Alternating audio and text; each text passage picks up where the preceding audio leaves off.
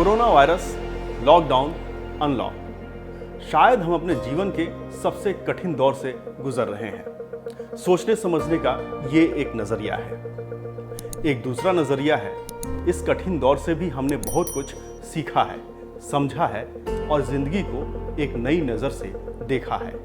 अब ये आप पर है कि आप किस नजरिए से जिंदगी को देखते हैं। जब सब कुछ अच्छा चल रहा होता है, अपने मुताबिक चीजें हो रही होती हैं, तो हर पल खुशनुमा लगता है। लेकिन जब ये नहीं होता है तो क्या होता है? स्ट्रेस, टेंशन, डिप्रेशन, ये सब दिलो दिमाग पर हावी होने लगता है। इंसान खुद में ही सिमटने लगता है। वर्ल्ड हेल्थ ऑर्गेनाइजेशन के मुताबिक पूरे विश्व में 26 करोड़ से ज्यादा लोग डिप्रेशन यानी अवसाद से पीड़ित हैं और ये अलग अलग उम्र से ताल्लुक रखते हैं। एक शोध के मुताबिक भारत में करीब 6.5% लोग किसी न किसी तरह की मानसिक बीमारी से जूझ रहे हैं। मानसिक बीमारी में डिप्रेशन और एंजाइटी सबसे सामान्य रूप से मिलने वाली समस्याएं हैं। डिप्रेशन का मुकाबला करने के लिए मानसिक और शारीरिक स्वास्थ्य पे ध्यान देना बेहद जरूरी है। मानसिक और शारीरिक स्वास्थ्य ये ऐसे पहलू हैं जिन पर लोगों का ध्यान उतना नहीं जाता जितना जाना चाहिए। तो फिर सबसे पहले क्या करना चाहिए? क्या इस संबंध में सदियों पुरानी लेकिन आज भी बेहद प्रभावी योग से कुछ मदद मिल सकती है? भारत का योग केवल आसन नहीं सिखाता है, ये संतुलित जीवन जीने का तरीका बताता है। इंडिया लॉगबुक के YouTube चैनल पर बेंगलुरु की मशहूर प्रोफेशनल योगा ट्रेनर मधुमिता सिंह से सीखिए कैसे योग अपनाकर और अपनी जीवन शैली में थोड़ा बहुत परिवर्तन करके आप डिप्रेशन से बाहर निकल सकते हैं और खुश भी रह सकते हैं।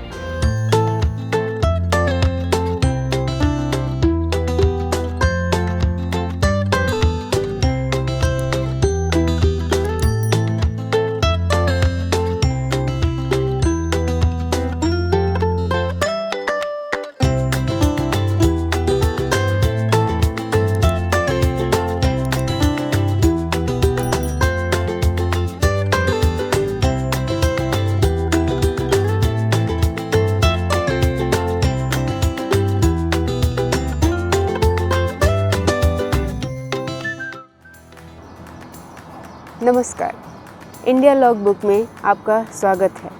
मैं हूं मधुमिता, आपकी योगा ट्रेनर।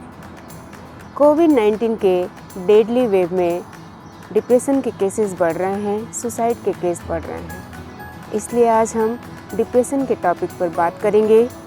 डिप्रेशन क्यों होता है, कैसे होता है और योग उससे निजात पाने में कैसे मदद करेगा।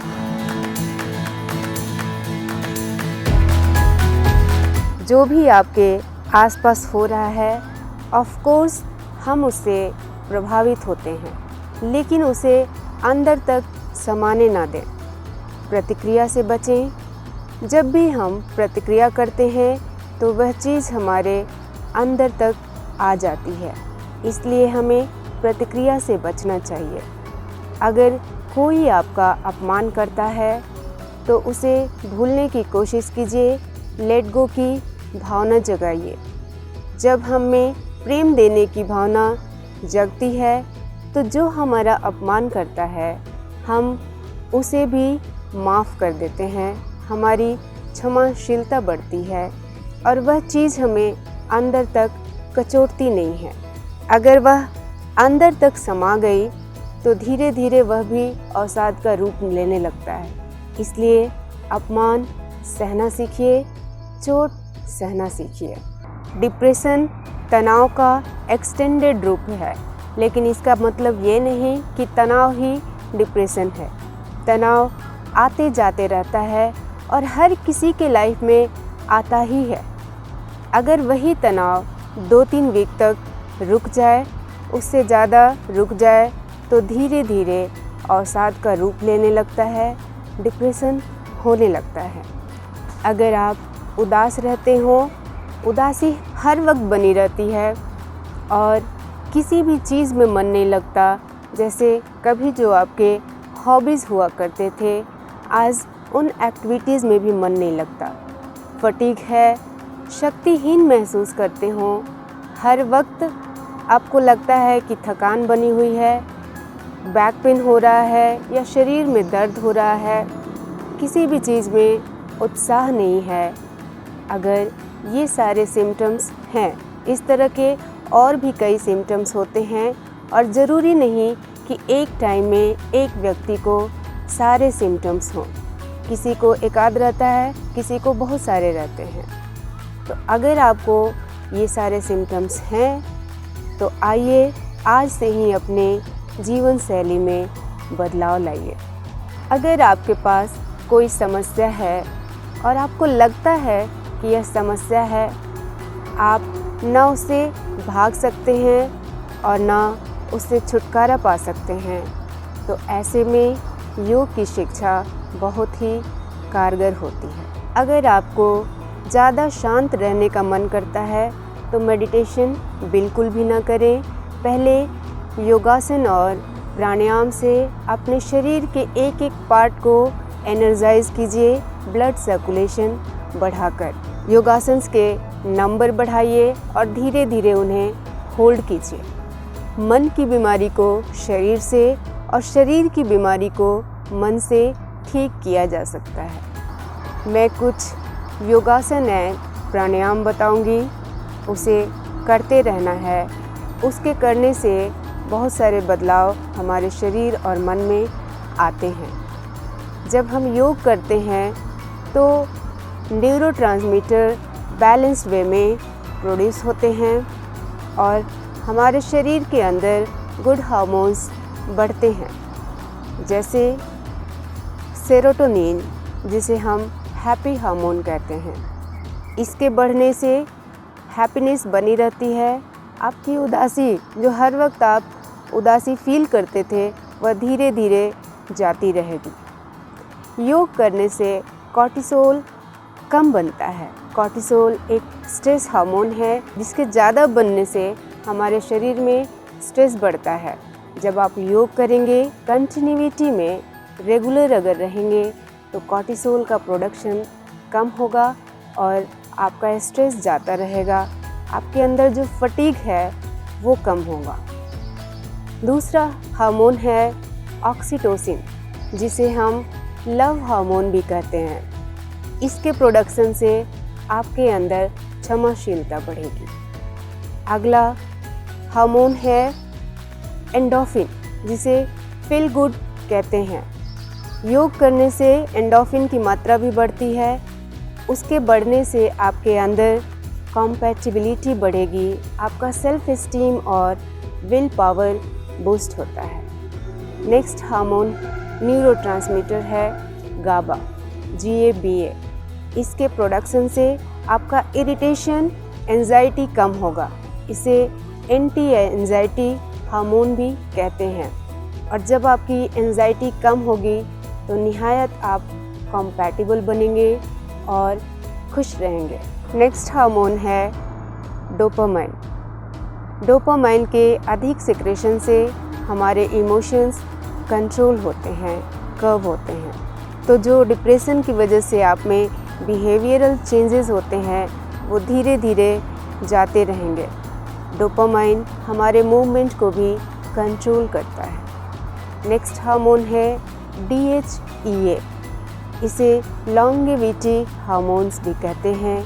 इसके ज़्यादा प्रोडक्शन से आपकी कॉम्पैटिबिलिटी बढ़ती है और इससे हमारी उम्र भी निर्धारित होती है। अगर आपको ज़्यादा शांत रहने का मन करता है तो मेडिटेशन बिल्कुल भी ना करें। पहले योगासन और प्राणायाम से अपने शरीर के एक एक पार्ट को एनर्जाइज कीजिए, ब्लड सर्कुलेशन बढ़ाकर। योगासन्स के नंबर बढ़ाइए और धीरे धीरे उन्हें होल्ड कीजिए। मन की बीमारी को शरीर से और शरीर की बीमारी को मन से ठीक किया जा सकता है। हलासन के लिए पीठ पर लेट जाएं। धीरे धीरे पैरों को सांस भरते हुए 90 डिग्री पर उठाएं। फिर सांस छोड़ते हुए दोनों पाँव को सिर के पीछे ले जाएंगे और अंगुलियों को फ्लोर से टच करेंगे। होल्ड कीजिए, ब्रीदिंग नॉर्मल रखते हुए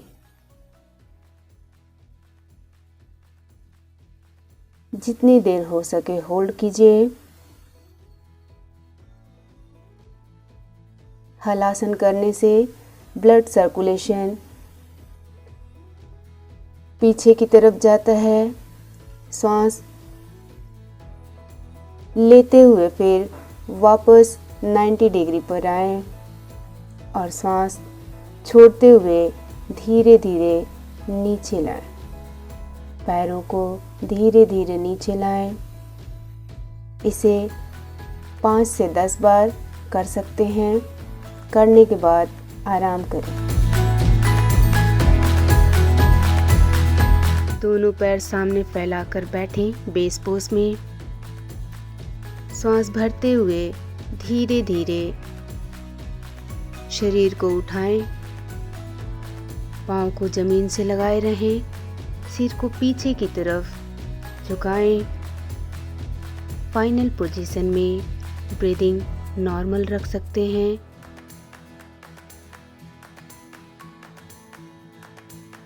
श्वास छोड़ते हुए धीरे धीरे बेस पोज में आ जाएं।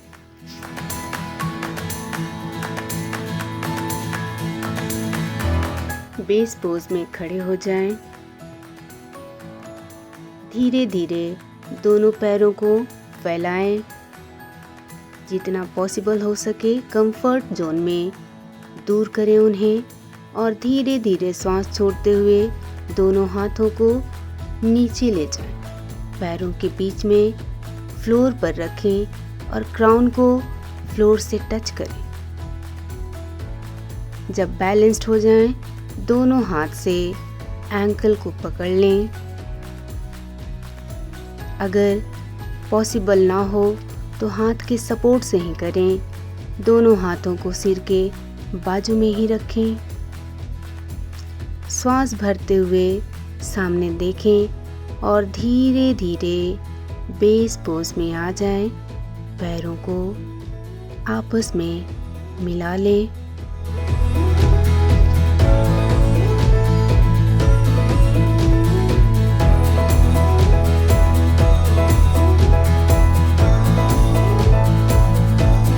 वज्रासन में बैठें और धीरे धीरे घुटनों के ऊपर खड़े हो जाएं। दोनों हाथ कमर के ऊपर, पीठ को पीछे की तरफ झुकाएं। एक एक करके दोनों हील्स को पकड़ लें। सिर को पीछे की तरफ झुकाए रखें। पीछे झुकते हुए श्वास भरना है और फाइनल पोजीशन में श्वास छोड़ना है। लेकिन शुरुआत में श्वासों को नॉर्मल रखें। श्वास भरते हुए एक एक हाथ करके सामने आए और धीरे से वज्रासन में बैठ जाएं।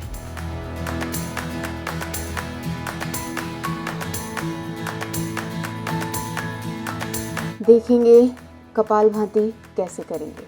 वज्रासन या सुखासन में बैठ जाइए।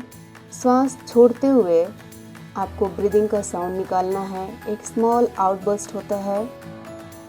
श्वास छोड़ते हुए पेट को अंदर खींचें। जैसा कि जब भी श्वास छोड़ते हैं पेट अंदर की तरफ जाता है। श्वास लेने की क्रिया स्वतः होती है। कपालभाति में इनहेलेशन स्वतः होता है, नेचुरली होता है।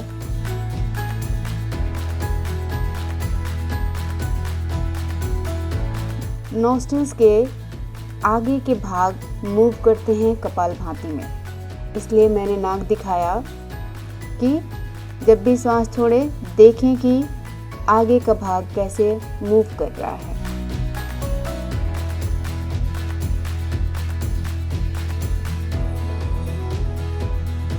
शांत रहते हुए इसको कीजिए 5 से 10 मिनट, फिर आराम करें। वज्रासन या सुखासन में बैठ जाइए। दोनों कानों को अंगूठों से बंद करना है। लिटिल पिन्ना जो होती है उसको अंदर की तरफ सॉफ्टली प्रेस करते हुए कान के छेद को बंद करना है। पहली अंगुली इंडेक्स फिंगर आईब्रोज के ऊपर, मिडिल और रिंग फिंगर आईज के ऊपर, नोज के बाजू में लिटिल फिंगर को रखेंगे। शांत, रिलैक्स्ड, श्वास भरें धीरे धीरे और श्वास छोड़ते हुए हमिंग बी साउंड निकालेंगे। भ्रमरे की तरफ गुंजन होती है इसमें, इसलिए इसे भ्रामरी प्राणायाम भी कहते हैं। श्वास भरना है और श्वास छोड़ते हुए भ्रमर गुंजन करना है। श्वास भरिए, श्वास छोड़ते हुए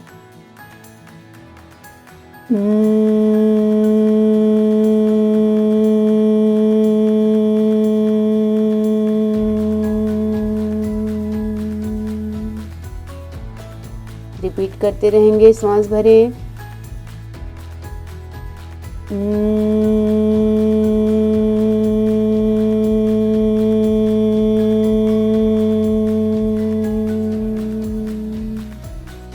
इस तरह से 5-10 मिनट करें।